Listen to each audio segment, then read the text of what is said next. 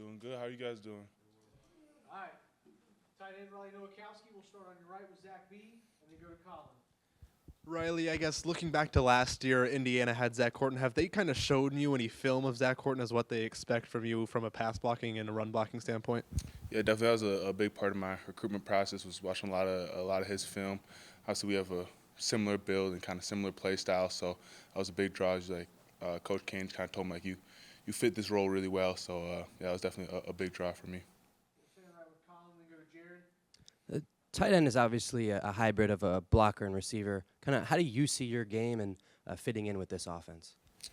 I think obviously I used to play fullback back at Wisconsin, so I got kind of a little bit of that hard nose, like downhill mentality. I like a lot of gap scheme, a lot of power, all that kind of stuff. But then I feel like I have enough athleticism and enough wiggle to get open in the pass game and be a threat. People don't know, but I got a little bit of speed, so I feel like I'm a little bit of a deep threat. All right, we'll stay on the right. Second row to Jared, and we'll go to Mike. How much of Indiana did you pay attention to last year, and obviously their rise under Coach Signetti? Obviously being part of the Big Ten last year, I was watching them all year long. We played them the year prior in 2023, lost to them. But so they were kind of like on my mind, and then also seeing them the next year with the turnaround and everything. That was a big draw when I was looking to come here, was what Sig did with this team in only 1 year. Obviously, having played them the year before and kind of like knowing what they were like then, and then like seeing 2024, it was a big difference, I thought. So I really liked it. We'll go to your left to Mike, and then Zach. Yeah, you were a former walk-on at Wisconsin. When did you get put on scholarship? Maybe in spring 2023, and what was that moment like? Was it a surprise? Did you know it was coming? Kind of take us through that process of earning a scholarship there. Yeah, so it was a spring going into my senior year, and we just had a new coach, and so I just moved to tight end, and it called me up into my coach's office and didn't tell me anything. They just said, hey, like, coach needs to talk to you. So, I was kind of nervous, you know what I mean? Like, oh my gosh, like, am I going to be on the team tomorrow? You know what I mean? And so when I got there, like, he just like slid me a paper, which was almost even worse. I was like getting ready to like call my parents and everything. And but then I looked at it, and it was a scholarship, and I was super excited. So then I called my parents with the good news instead of the bad. So yeah, it was really sweet, really sweet. We'll say left to Zach, and then go to Seth. You talked about the receiving threat you think you have, but I think we also saw you at a dinner recently with the quarterbacks and the offensive linemen. What's your relationship like with that line? You got a lot of veterans, kind of to work with there, and also with your quarterback in terms of maybe recognizing certain things pre-snap and just being, sort of multifaceted in the way you impact blocking. Mm-hmm. Obviously, I feel like tight end's an extension of the O-line. So I really take a lot of pride in my relationship with my tackles, right, because we're working with them all the time. So I like to make sure that I have a good relationship with, the ones, the twos, even the threes, like just that when we're out there and we're communicating, like I know I can trust them and they can trust me. You know what I mean? Like if one of us gets a call wrong, we can correct each other and just like know who we're playing with and kind of like feel that connection, right? And then same with Nando, like I like after like a pass play or something, I drop a pass or like it's a throw that kind of misses. I'm gonna go up and talk to him and be like, hey Nando, what did you see? You know what I mean? Because I want to know like what he's thinking, and I want him to know what I'm thinking, so that we're on the same page all the time. Because obviously, I can't, when I'm running a route, I can't communicate with Nando. He's got to know what I'm thinking. I got to know what he's thinking. Say left to Seth, and then go to Daniel. Yeah, within that time you spent around the O-line since you got in here, just what was it like for you seeing Drew Evans recover from his injury the way he did and go through that whole rehab process, and just, how challenging is that, I guess, to, see a teammate like that go through that? Definitely. So Drew was actually at Wisconsin with me for a year prior to my time here and prior to his time here. And so I really liked him as a kid. He was a walk-on at Wisconsin and just a real gritty kid. Kind of had a rough time at Wisconsin. Just was a little bit injury prone there too. So when I heard last year that he had got injured, I was really sad for him. Because he had been doing so well. But he's the type of guy to just put his head down and just get through anything. It's just kind of the guy he is. Like he's always gonna come in with a smile and he's always gonna work hard. So it's been great seeing him out there now. Like I'm always talking to him and everything, just because we were former teammates, now we're back teammates again. So I love seeing him succeed. We'll go Daniel and then Pete. As a blocker, you said you had this, hard mentality. When you're, approaching that contact point, what runs through the mind, the brain? Like, what are you trying to accomplish as you just approach them and hit them? Obviously, there's a technical aspect of it, but that's more pre-snap. Just trying to my footwork, my hand placement, all that stuff. But after the ball snap, it's just hit that guy harder than he hits me, and just run through him until can't run through him anymore. You know what I mean? We'll stand up second row to Pete and then go to Joe. Hey, Riley, I'm kind of curious. You've played multiple positions. I think maybe at one point linebacker, fullback, tight end. You played multiple sports in high school, basketball, track. How much does all that has helped develop you? And would you recommend that other people, if they have the ability to do similarly, multi-sport, multi-position approach? Yeah, I mean, multi-sport for sure. Obviously, like just the different movements that you incur in each sport, from basketball to football, and then like track or whatever it is, even baseball, hand coordination. Like it really, once you get to a certain level of athletics, like you need all the mobility, all the exposure to change the direction to different movement patterns that you can get, because that's gonna be helpful if you can move better than somebody else, right? That's what brings you to the next level. Like if you can move better than some other guy, they're gonna pick you. So I think that's been a great asset. And then obviously same thing with playing a lot of positions. Like it's taught me a lot about the different ways that people approach things, the different ways that I can approach things, right? So I can just kind of see, like, hey, when do I need to really go downhill hard? You know what I mean? Like, when do I need to use a little bit more finesse? Like, oh, what's the linebacker thinking here? Like, he's taking this drop. Like, where's the open zone gonna be?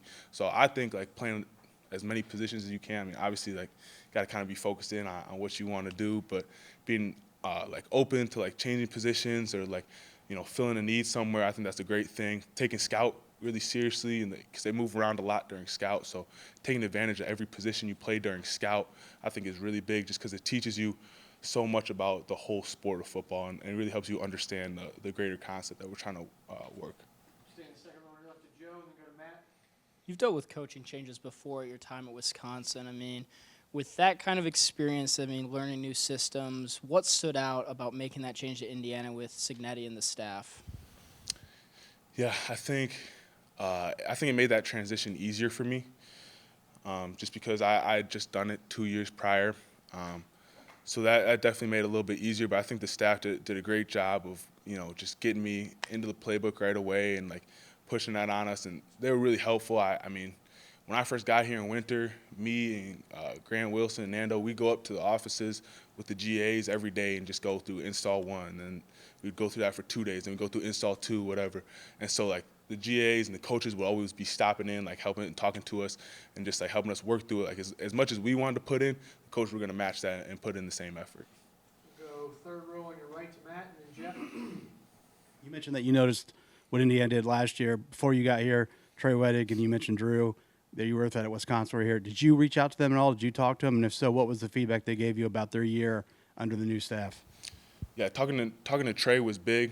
So I came on my visit here, and I was able to talk to him a little bit. Obviously, they were game planning for Notre Dame, so it was kind of brief. But then after the Notre Dame game, I ended up talking to Trey a little bit longer about just what his time was like here and just kind of feeling out the program, right? Because it's tough to get a full feel for what a whole year at a program is going to be like in, just a matter of days or a matter of weeks that the transfer portal is open for.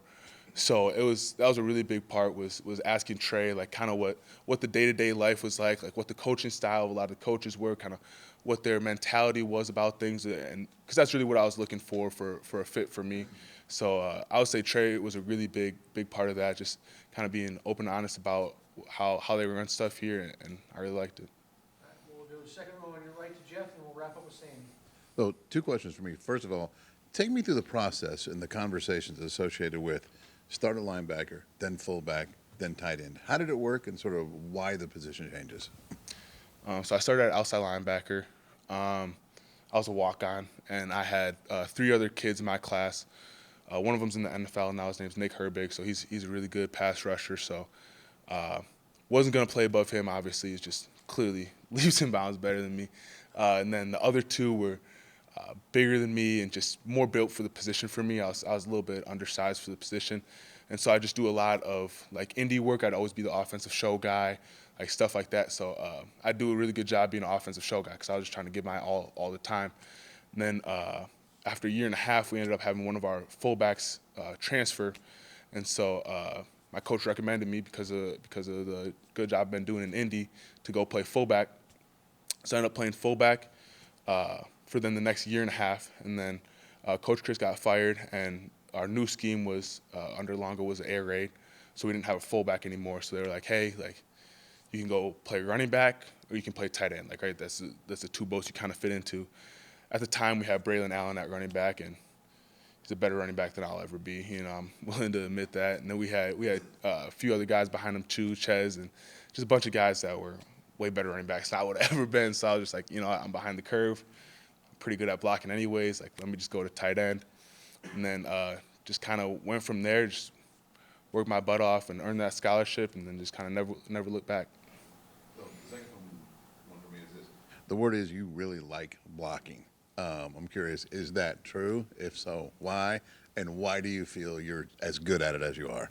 Yeah, definitely. I think my love for blocking like initially came from like playing fullback. So like when it was linebacker, like it was a lot of thinking, a lot of processing. We had a very complicated defense with Coach Leonard as our DC. So I was like, you know, it was just like I was always like trying to figure something out. Then when they moved me to fullback, it was just like, hey, run at the end man on the line and just kick him out. You know what I mean? So it was just like, you know, it's what football's all about. You know what I mean? Like just run as fast as you can at somebody and kick them out. And like, you know, in the Big Ten, there's a lot less finesse players. You know what I mean? A lot of guys are just, you know, just gonna sit there and try and set the edge.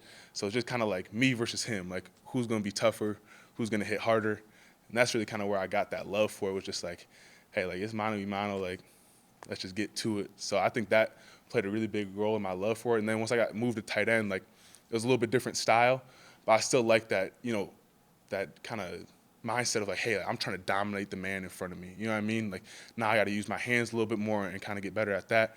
But like it's that same mentality of like, hey, like it's me versus man across from me, and I'm trying to dominate him, drive him back as far as I can. Last one, second row on your right to Sandy. Riley, has anything surprised you about coming to Indiana that you maybe didn't see coming or you didn't know about the school? I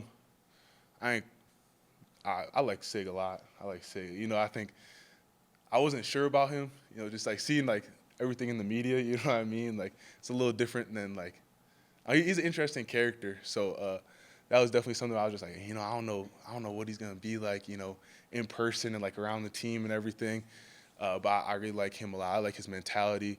I think like a big thing for me is he really takes care of the players. Obviously, you know, I've been in college for like, I don't know, 18, 19 years or something. So, you know, his body's hurting a little bit. But, I mean, I would say this is the best I've felt since I was probably a sophomore or junior. So, like, that's a really big thing for me is, I mean, between him and DO, Coach Owings, like, they really take care of you and make sure that your body's, like, you know, as close to 100% at all times. And you're also building strength, building muscle, getting faster, getting quicker. But, you know, you're doing all that while still feeling fresh and feeling good. Great. Thanks, Riley. Thanks, everybody. Yeah, thank you, guys.